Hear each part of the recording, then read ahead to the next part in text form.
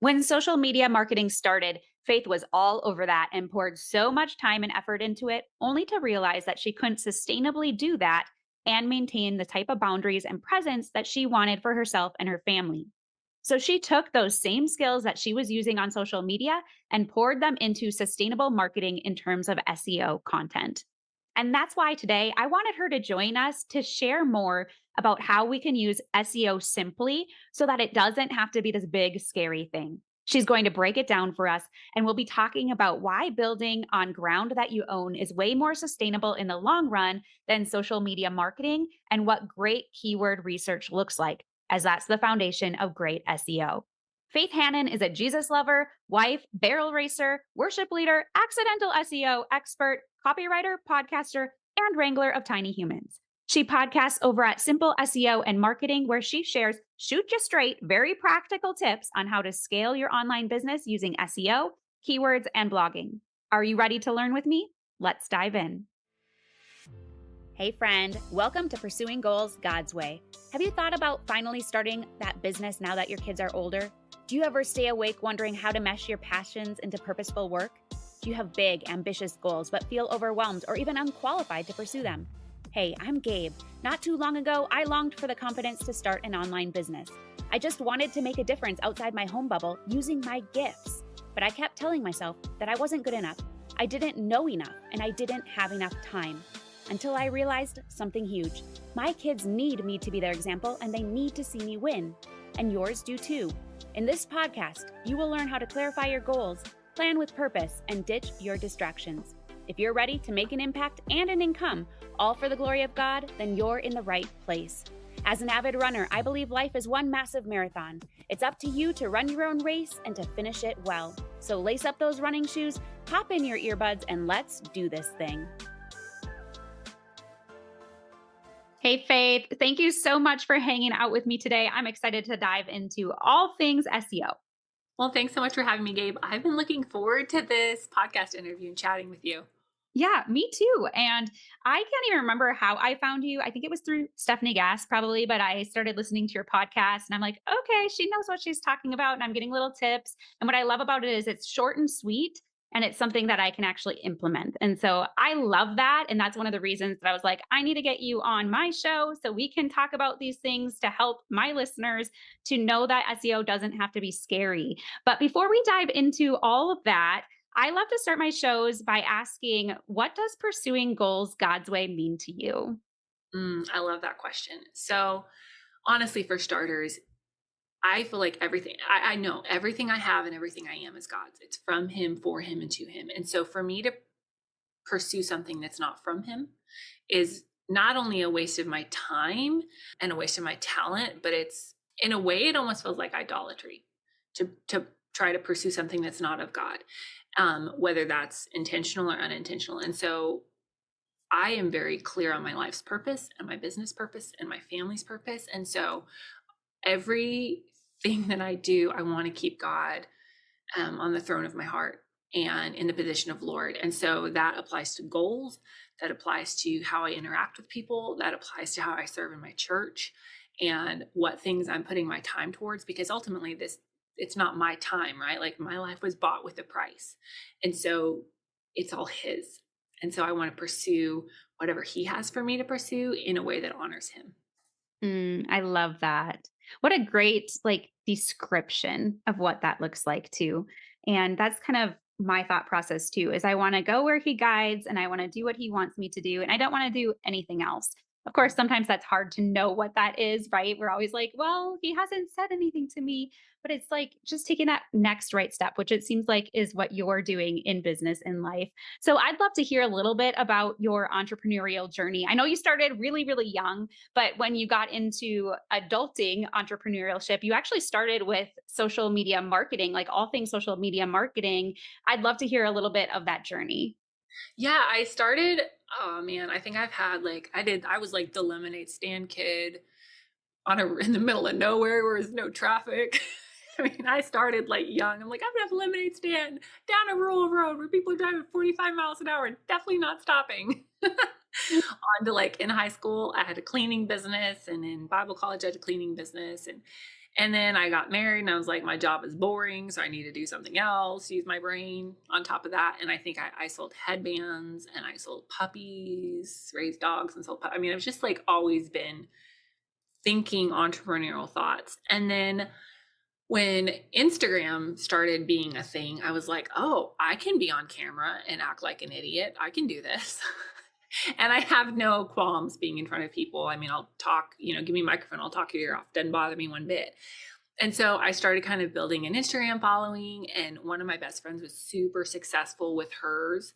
And so we're like, okay, like brainstorming and marketing. And then I put a lot of time and effort into that. And then I realized that I didn't want to put in what was going to be required for success there. And so I have always really excelled at messaging and communicating. And I had actually started a copywriting business kind of on the quote side of doing social media stuff. And I say doing social media stuff, I wasn't usually successful there. Like I didn't make a lot of money off of my social media. I just sucked a lot of time. But I had this copywriting business, and then I figured out blogging for businesses, and then I really figured out SEO, and I'm like, this is amazing. And then I was like putting effort into my social media following, trying to like take them and migrate them over into this SEO and copywriting space that I was really liking. But I was not getting any leads at all. And part of it's because I'd built an audience on, a little bit different track. But then I was like, this is dumb. So I just quit social media kind of on accident in January of 2023 because we just did a church-wide fast. And I was like, well, social media is the thing that I can cut out, that I can very easily repurpose that time and spend more time with the Lord. So we did a Daniel fast or a 21-day fast of something that's holding you back. And I cut out social media for 21 days and didn't miss it. And in the meantime, I launched a new product and have my business has grown over doubled in the last year without any social media. And so now I'm just like over here rocking it like deuces, yo. I don't care one bit about social media. I still have it sometimes, like send dumb memes back and forth to my best friend and my mom. But for business, it's just not even a part of my business. I love that. It's funny, you went on the same journey. Like, I wasn't doing a Daniel fast for getting off social media or whatnot, but it was January 2023. So same timing. And I just thought, I'll just do it for a few months. I'll see how it goes. And then I just kept doing it. And then January came around this year and I was like, I don't want to go back. So, like you, I still have it. I just don't use it. I don't post, I don't scroll. I go on Instagram here and there to see my boys and what they're posting because they're on there. And so I'm like, well, I should probably know. My husband takes care of the accounts, so I know that they're in good hands. But yeah, I don't miss it at all. And I feel like it was such a time waster in my business because I didn't draw any leads from it either.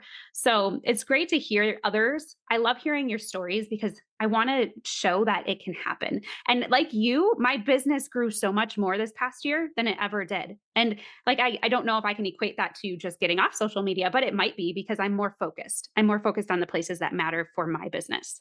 Right. And for me, like people that are on social media, they're not thinking about SEO. If they have a business and they're on social media, they're thinking about how to grow their social media. And so I was like, meh, whatever. And there might be a time where I have a product to promote that I'm like, hey, bestie that's good at Instagram, let me pay you to do this for me. But it's not sustainable for the life that I want to live. So true. And I think that's something that's really important is to really know and hone in on what are your values and what are your priorities, right? And then does that line up with it? If so, then sure, do it. But if it doesn't, then what is the purpose of it? And I think something that you mentioned is that Christian women really need to be careful with where our heart goes, especially as we build our businesses. And I really resonated with that when I heard that from you. What are some things that can really suck us in, or what are some thoughts around that statement? I think anything that we give our attention to stands the chance of giving our heart to that thing. And on social media, it's really funny because we get to see everybody else's highlight reels while we have a pile of dirty laundry that we need to wash and a pile of clean laundry that's been sitting there waiting to be folded for 3 to 5 business days. And so we know, we are acutely aware of our own shortcomings. And if we spend all of our time and all of our attention focused on other people's highlight reels, it's really hard to keep God on the throne of our hearts. And it's really hard to keep ourselves in the mindset of knowing who we are in Christ, if all we're seeing is where we compare to other people. And so for me, it's like, you know what? I've got to keep my heart and my mind right throughout my day enough, just with littles and being patient and solving actual problems, not just like a made up problems that we create for ourselves with social media. That's like, you know what, Lord, I want you to be king of my heart and not this device that I'm constantly trying to please. Mm, so good. So good. So I really feel I resonate with that a lot. Like, what do we get sucked into? And really, anything can become an idol if we let it be. And what do we want to take place? What do we want our to give our heart to? And really, it should be the Lord and what He wants for our lives. So, thank you for sharing that. Now, as we kind of dive into SEO a little bit, what would be more sustainable in the long run than relying on social media for our business marketing? I know that SEO is one of those things, but why is it important for us to actually focus on that? Because when you build with SEO in mind, which for people who that are like, what the what? Why are you throwing these letters out? SEO just stands for search engine optimization. And search engines are just simply things like Google, Yahoo, Bing, DuckDuckGo. They are designed to crawl websites and index information. And so when you design with that in mind, you are designing and building your business in such a way that you are solving problems in a way that people are searching for them. And so I love to think of building with SEO in mind as building on ground that I own. Right now, I live in a rented house. I love my house. I love my landlords, but I'm not going out in my backyard and laying the foundation for a new barn, right? Like my landlord would be like, that's cool, Faith, but you can't take it with you when you move, you Mm, know? Versus when I start building my own house, I'm going to be building on ground that I own. And when you build with your website and SEO in mind, you're building on ground that you own instead of ground that Mark Zuckerberg owns or whoever owns Twitter or whatever TikTok. You know what I mean? Like, I don't even know because I'm not up on that. Like Elon Musk, like God bless all of these people, but I don't want to build on ground that they own. I want to build on ground that I own and I can control more so. yeah. Amen to that. I do too. And because I mean, we can get into Facebook jail or get kicked off. Like if you don't own it, you may not have it. So if you rely on it for leads or for marketing, you may not have it in the long run. And so having your own place to be able to grow is a really good thing to have. And I know actually SEO, when I got started, SEO, one, like you said, I'm like, what does that mean? I don't understand. I don't like this techie word. But it kind of felt really scary to me. So I was like, how do I learn this? How do I know I'm doing it right? What do I really need to do? So it feels like a big thing, but how do we make it less scary? Well, I feel that wholeheartedly because when I first started, I was like, what even is this? And I ignored it and didn't do anything about it. I was like, whatever, I'm just going to write what I want to write. What my heart tells me, like, or whatever. I just wanted to do what I wanted to do. And then I realized nobody's finding my stuff. And I'm just competitive enough that I was like, all right, I'm going to figure this out. But the problem with a lot of SEO teaching and a lot of SEO training is they use so much crazy tech jargon that even still years into this, I'm like, what does it even mean? Like I literally created a cheat sheet for myself, translating all of these words into normal human language that now I share because I'm like, I need normal people language. And I remember I was working on a project for a client that she knew I didn't know everything, but she knew I'd figure it out. And I remember just like banging my head on my table because I was like, I don't know what this means. I've spent an hour and a half trying to figure out what this stupid word means in normal human language. And all they really mean is a category. And it took me 45 minutes of reading crap to figure that out. And I'm not dumb. And I know that so many business owners like, you're not dumb. We're not dumb.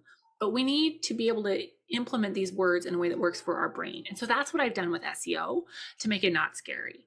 Is I've taken all these crazy words and these like tactics that are, they feel so high and mighty, but really they're not. Really, it's just putting your stuff out there in a way that's easy to find and understand for a computer. And Yeah. so that's what SEO is in a nutshell. And that's how I've made it not scary for me and clients. That makes sense. I mean, I'm all about doing business simply or really doing anything in my life simply. Like Mhm. one of my mottos is how can I blank simply? So anything I do, I just put that in there. How can I Mhm. do this simply? And it sounds like breaking it down in that way is how I can do SEO simply. And Mhm. I actually love that. So what does great SEO look like? What is kind of the bones or the elements of SEO? So if you are going to build with SEO in mind, you've got to think about your website and how your main pages are structured.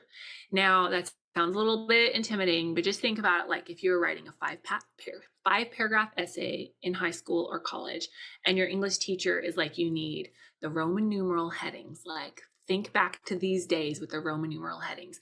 It's simply just putting the most important, the most poignant information that you want to get found for with the right headings, and then using those things that you want to get found for as keywords in a few very specific places. And if you just think about it, like, I want to get found for SEO consultant and copywriter. I don't really want to get found for the legal disclaimers at the bottom of my website. And so I need to structure things accordingly. That's all that is. That makes sense.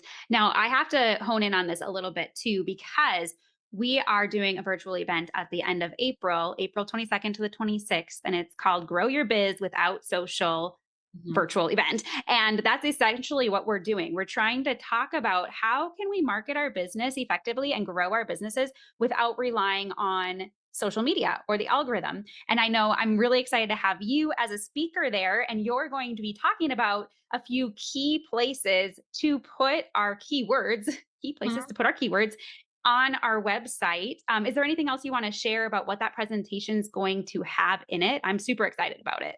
Yeah, I'm just going to straight up show you on the back end of a website where you put these keywords and how to do it. Because for me, that was one of those things that was hard to figure out. Like, okay, now I know this. Now what do I do with it? Now I know this. What do I do with it? What does it look like? You know, and so I've got a presentation. I'm going to teach you about keywords and where to put them. And then I'm going to show you 3 places on your homepage to put keywords for better SEO, because you put them too many places, is no way no. You don't put them in the right places, it's no way no. But once you figure out that balance, it's really, really easy, I think. And I'm able to help people with it. And I've had students that go through this kind of training and they're like, oh, yeah, thanks. That's all I needed. That's exciting. I'm excited to see it. And so, if you're a visual person, you're going to need to come to the event and hear from Faith again in a different presentation. You can register at redhotmindset.com/GBWS dash register. And I'll leave a link in the show notes for you. But this is just a tiny taste of what the whole event is going to be about. Now, we're going to be focusing on lots of different ways to market your business without being on social or without relying on it to do social the way you want to do it. And this is one of those ways to use SEO and really optimize the places that you own and the content that you own that you create. Now, Faith, one thing that I'm curious about is we talk a little bit about not having to be a slave to the algorithm. I feel like the search engine is a little bit of an algorithm for Google. But I know that there have been some changes in Google that some bloggers are really like up in arms about. Is there anything that you've noticed and or anything in particular that we should be watching out for when it comes to SEO in Google right now? So that's a fun question because I've been watching those changes as well. And I'm in the groups, I'm in the blogger groups. I get the emails from people who have niche sites and use AI and all of that. Fun fact, I just released a podcast today on this because I've just heard so much chatter and I'm like, listen, let me help you out. The thing is there's always going to be changes. There's always going to be changes because the way that the world works is changing, right? Like if you even just think back to 5 and 10 years ago, like completely different online game, you know? So yes, Google does make changes. Search engines make changes, but they tell you what those changes are and they tell you what they want. And this most recent update with Google, a lot of bloggers are very angry about, but I'm actually very happy about it because the changes that they've made have not hurt people who blog with serving in mind and don't use a ton of AI. I don't use AI in my blogging because not because I'm like totally anti AI, I just hate editing. I would rather write the dang thing from scratch 100 times than have to edit some stupid thing written by ChatGPT. And that's just me. And so for myself and my clients and my students that have done stuff the way that I've taught them, we haven't seen any issues. None. I went back through and I looked at all of the accounts that I have access to still on Google Analytics, and like everybody's fine. And I just chatted with, I had a coaching call actually with a client, and she's been blogging for like 20 years. And I asked her how she was doing. She's like, I'm fine. I haven't seen any hits because she's writing the content herself. She's not targeting super tiny keywords.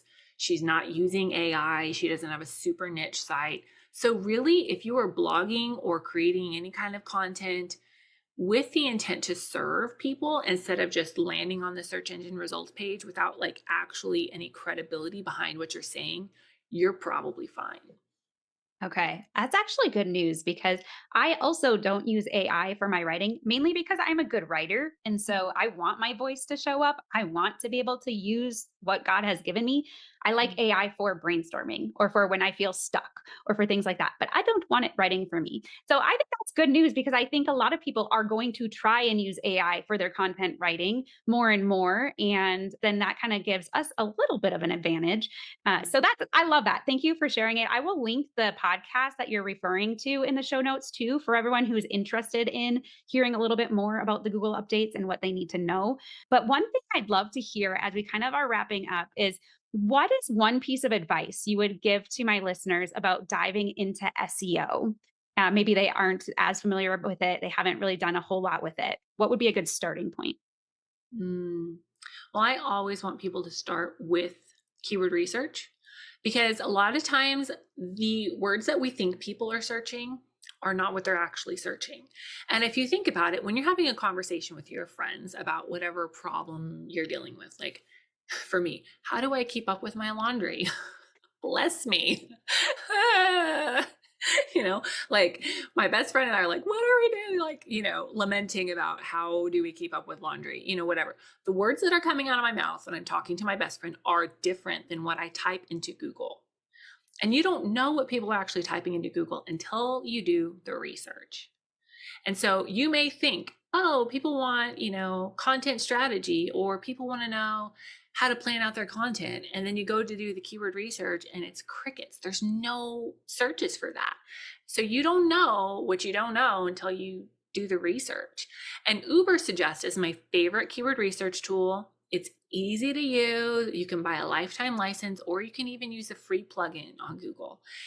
The lifetime license is totally worth it, in my opinion. But get in there, do the keyword research, and see what people are actually searching before you start popping keywords onto your website, before you start popping keywords into your blog. Because if you try to build an SEO strategy around words that nobody is searching, then you're just shooting yourself in the foot. That's a good point. We want to work smarter, not harder, right? We want to make sure that it's simple, but it's effective. And that's going to be really important. And that's where keyword research comes in. And where, again, I'm getting excited about your presentation for that thing, for that very reason. Now, I know a lot of people are going to want to connect with you. Can you tell us a little bit about the Simple SEO and Marketing podcast? And then where can listeners connect with you? Yeah, so you can find anything on my website, faithhanan.com. And then if you're just like, Faith, I need to learn all the things, Simple SEO and Marketing is my podcast. I'm on there once a week now that I have a new little, and I share very practical, down and dirty tips on how to use SEO to market your business better and keep God at the center. We have about like Jesus episode every 1 to 2 months. And the rest of it is like, boom, do this SEO thing, boom, do this SEO thing, boom, do this SEO thing. And I give very practical step-by-step things. It's usually 20 minutes or less because I know people are busy and I want to give y'all practical tips. Awesome. And we will link that in the show notes as well. One tip I have for you for laundry, I was just thinking about, is that once your kids are just a little older, when they get old enough, make them do their own laundry. I do about 1 or 2 loads a week now because I do it for me and my husband. Everyone else does their own. And I love it because I don't have to sort it and figure out whose is whose. And so there's my tip for you. It might take a few years though. My 6-year-old does her own laundry. And I'm like, praise the Lord. But it does take a little bit of encouragement because it's not her favorite. Yeah. Whose favorite is it? I mean, like, Right. It's the worst. But yeah, we'll get there. We'll get there one of these days and be caught up. I love it. Well, Faith, thank you so much for hanging out with us. I learned a lot. I know my audience did too. I really appreciate having you here. Well, thank you so much, Gabe. I appreciate it. Thank you so much for joining me today. I had a great time and I hope you did too. Before we go though, make sure you follow the podcast on your favorite listening platform if you haven't already. If you resonate with this episode, please consider leaving a review on iTunes or share it with a friend as this helps grow the podcast. Also, if you're not a part of Simplicity and Motherhood, consider joining us. It's a free online community built to provide support and encouragement so you can create balance and live intentionally as you go after your biggest goals, God's way. Head on over to redhotmindset.com for more resources and to find the link to join the community. In all things I pray, you just run your race. I believe in you.